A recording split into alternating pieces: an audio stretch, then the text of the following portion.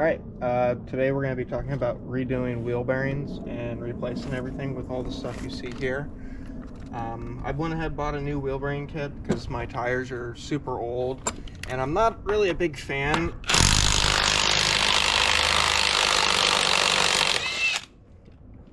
of the wheel bolt design versus having something that just has lug nuts. So I went ahead and decided to buy the kit to upgrade. I'll show you how to measure the inside of this once I get this all apart and whatnot.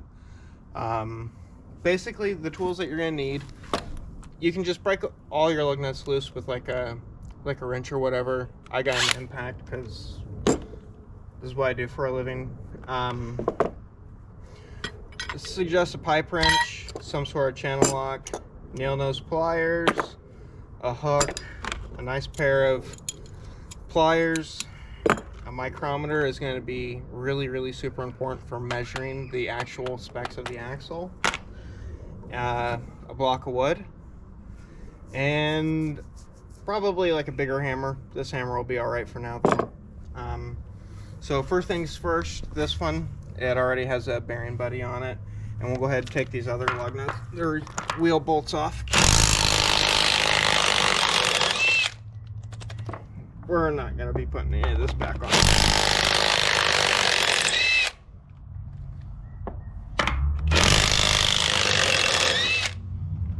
And the big reason why I don't want these anymore is because once you get on there, it's hard to line up because the center bore here doesn't match up perfectly with the wheel. So it's all floppy and that annoys me. That and those tires are like 25, 30 years old, something like that. They're old. They're not safe. That's the important part. So you could probably do this with channel locks. I just have this pipe wrench here. That'll work great for popping this off. If not, if it doesn't work out, I'll just go grab some nope, it worked out. There we go. Some snap rings. I'll show you on a clean one how the snap rings work. So once you put this in, you don't really have to worry about taking it back off.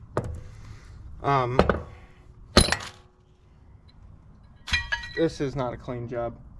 It's gonna get messy. Let me grab a rag.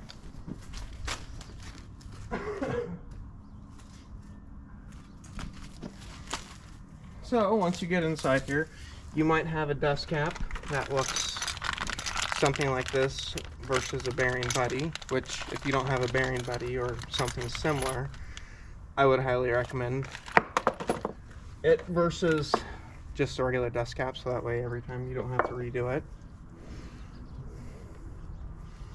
Kind of wipe this off, get the majority of the grease off. Now when you replace these, you can pretty much throw most of this away. Go ahead and get this pin out here. So there's a cotter pin inside here that keeps the castle nut from backing off.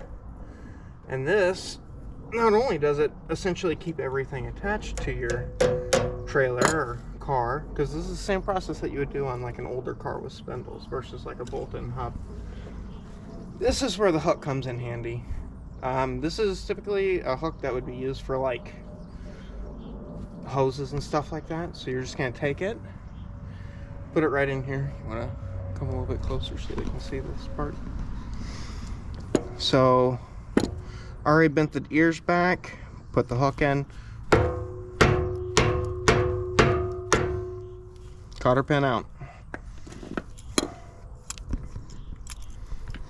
Okay, so you're not going to want to reuse an old cotter pin, so that also goes in the throw it away pile. I mean, if you're in a pinch, you can. Just, I really don't recommend doing that, because that would be one time that it shears off, and then your day just got worse.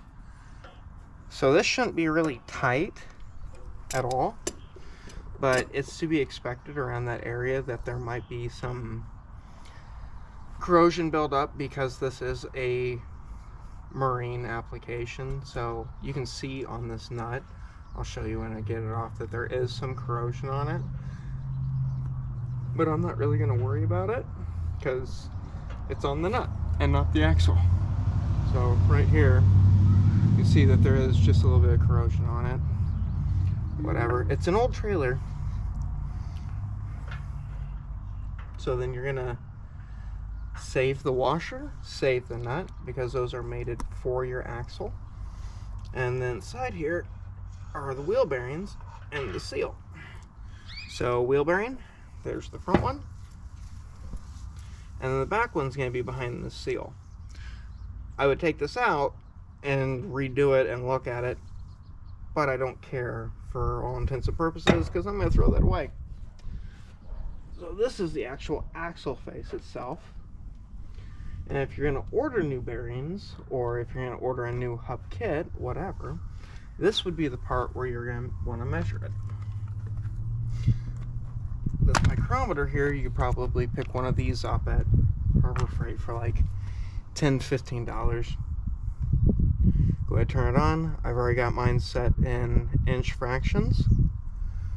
So my axle will measure out. You just put it on here.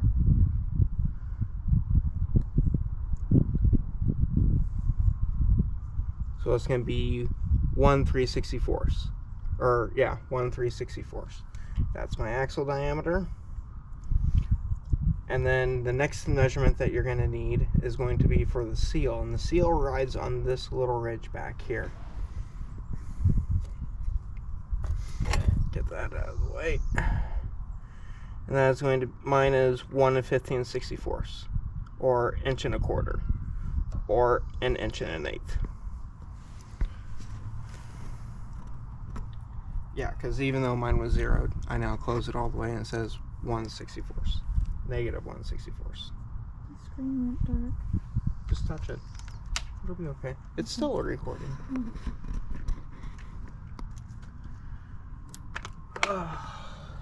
So I got this all cleaned off here. And lucky for me, there's no corrosion on this side like there was on the other side. I should have shot the video on the other side, but I wanted to make sure that everything fit. And I knew the other side was the worst side. So save the nut. Save the washer, throw away the bearing, old hub goes bye-bye. Don't really got to worry about that part. Definitely don't have enough rags for this. Okay, so this is the new hub. There's the inner race. There's another inner race.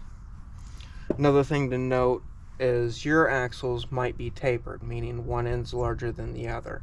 Mine's just 1 1/8 across. So my bearings don't matter the order that they go in because they're identical. And then the seals, this kit came with 2 standard size seals.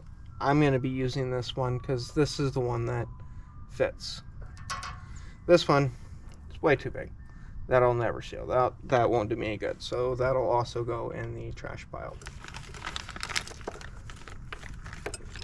And my kit came with a new Cotter Pin. And it came with my new lug nuts that match my new wheel. Because this is more of a common bolt pattern. And this tire and wheel, while it's larger than my old one, this is only barely larger. It fits perfectly. I won't have any problems with it, and I can buy this at basically any Walmart or farm store or whatever. This is a super common size tire and wheel. So the next part is there's the old traditional way of packing the bearings, putting the grease in your hand and then just scooping it in there and working your way around. That works absolutely fine. I don't have any qualms against that. However, a long time ago, somewhere along the lines, I picked up this super neat bearing packer. You can probably still buy this at like Harbor Freight or AutoZone or Amazon, something like that. So you just take the bearing, take the packer, throw the bearing in, throw the top part back on, it centers it, put this on, and I'll just put this on the ground, and I'll just push on it. Kind of wiggle it around a little bit. I really need to put more grease in this. but it's not empty yet, so it's fine. Let's see what the bearing looks like. Pop that open. Nope, I gotta push it more.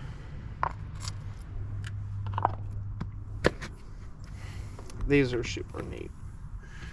Super cool.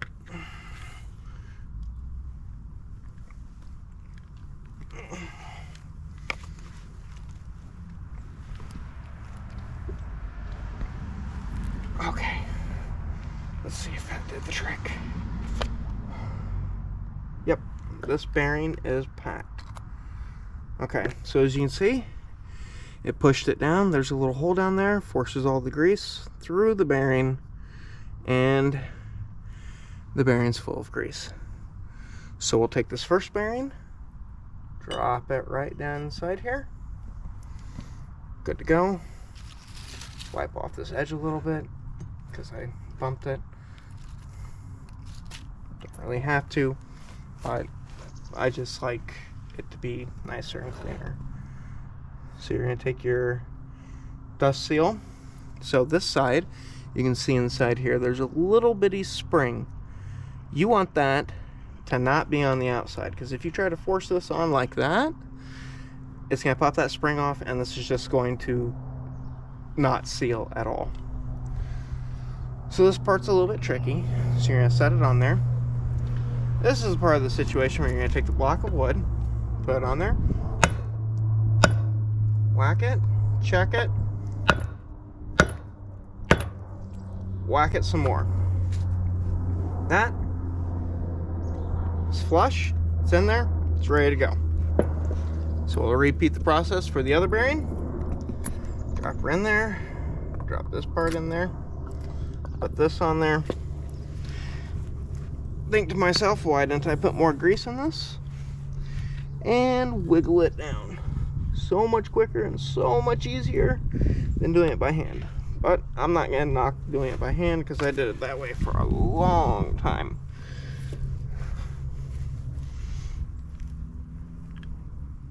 Work it around.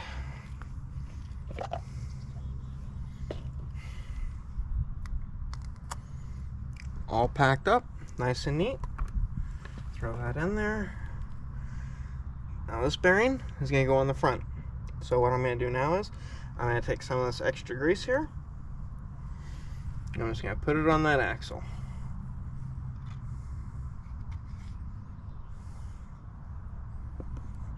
And you can't really over grease it, but I'm just going to put like a nice light film on this here. Spread it around, because all of this is going to be inside the hub, and while those bearings are packed, you still want a little bit of grease for this to ride on, just like that. But unlike what I just did there, you don't really want it where that seal's going to seal, because if there's like a little bit of grease is okay, but like visible grease is not okay. I mean, you clean it with lacquer thinner or brake cleaner or whatever, but it's fine. It's going to be submerged in water. There is going to be bypass of water. It's not a perfect seal for being submerged, so it's not the end of the world, and it's very unlikely that you're going to get this on without ever touching grease on that seal. It's not that critical. It's critical, but it's not that critical. So you're going to take that, put that on there, kind of push it on there. Don't push too hard, don't worry about that quite yet. Then you're going to take your other bearing, following the pattern of the race inside there that's driven in. So it's going to go right in like this.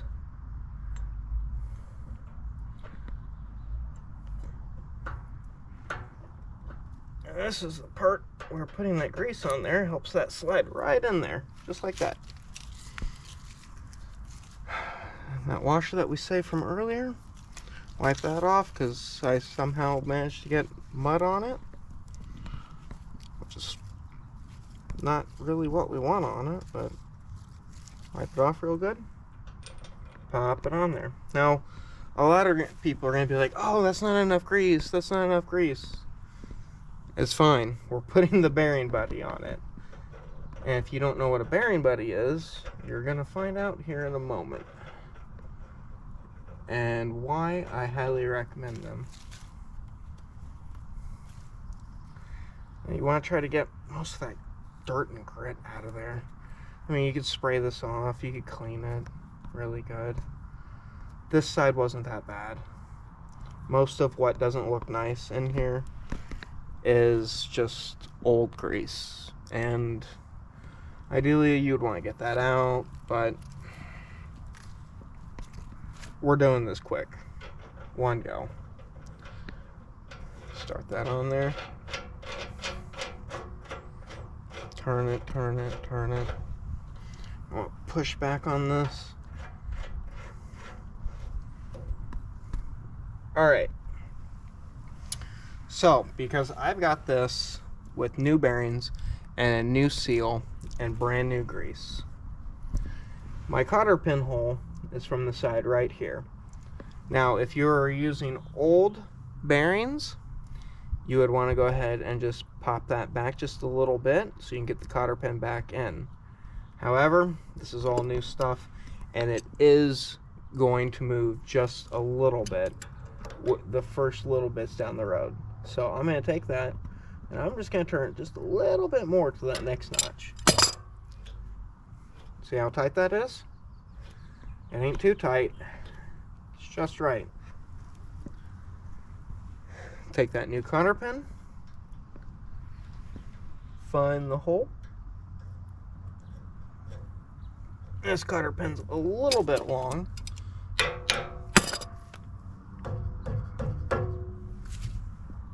it's not really what it... Actually, that'll work fine. I'm okay with that, actually. So you're gonna take that cotter pin. Nah, I want it the other way. Change my mind. You're gonna take one ear of that cotter pin, bend it down. Take the other ear of that cotter pin, bend it up. And you're going to want to get these well inside the area of this. So when you get that up there, light tap.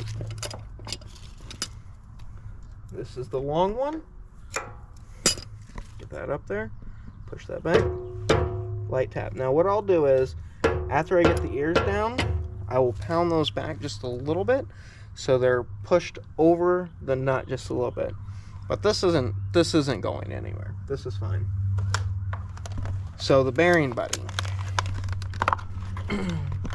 So you don't have to go through the trouble of ripping it off every single time that you want to check your bearings, repack your bearings, clean your bearings, whatever. It's really neat. So it's got wow, drawing a blank here. Got the pliers, snap ring. There we go. So it's got a snap ring there, and it's got a snap ring there. This is basically just a diaphragm and a spring, and with a grease zerk. So if you want to take this apart in the future, you just take the snap ring out, take that spring out, take that diaphragm out, and if you need to, which I will need to next time, take that other snap ring out, pull that off. It's kind of a huge pain to try to adjust this and get this back out, but it can be done. If I would have bent this the other way, but with it bent like this, it won't. But I feel more secure with this, and I don't mind taking this back off later. So you're just going to take this and double check everything is clear of that edge there. A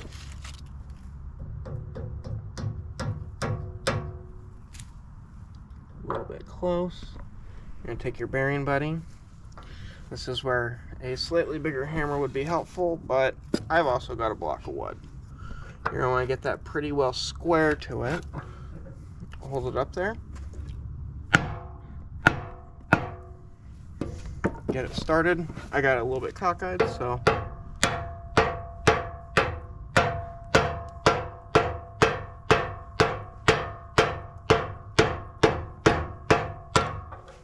alright, we're just gonna get a bigger hammer.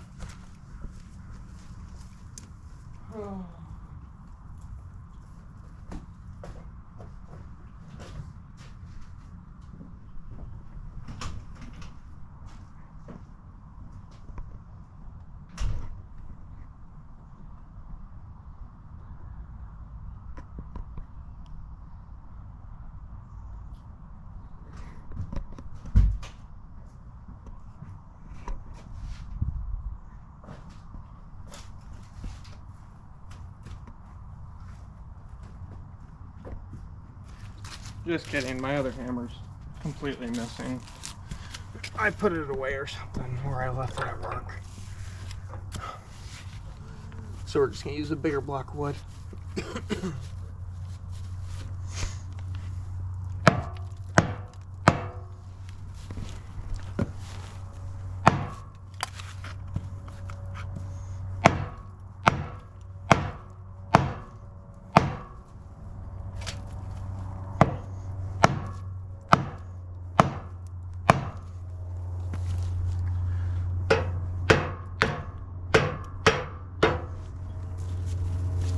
You want to try to keep it as straight as you can.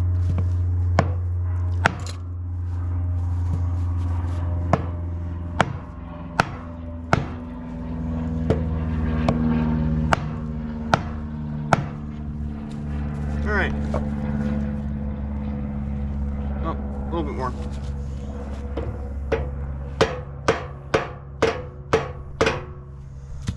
All right. So then you're gonna be basically done with that part.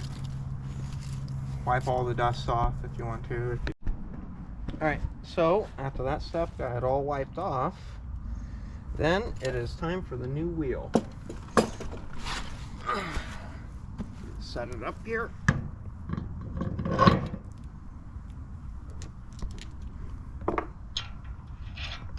Start your lug nuts.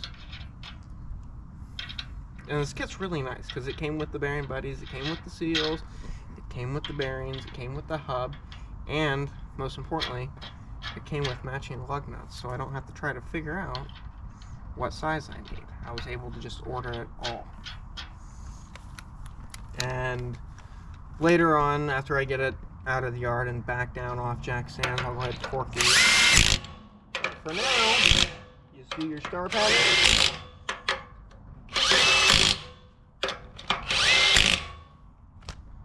Okay, so this next step, you just take your grease gun, you hook it up right here. My neighbor's got my grease gun right now, so I can't show you. And then you just pump grease into it till it fills all the way up to here, right to this edge. And it'll hold all the grease, and then every single time that you go fishing or you get back home or whatever, you can check it and see if it's low on grease, if grease is coming out. And it'll be fine. And then at the end of every year, if you want to, you can pop all this apart and re-put it back together. But I'm just gonna put the little cover on it for now. So after I torque it and refill it with grease. And that is the magic trick. All good to go now. About ready to go fishing.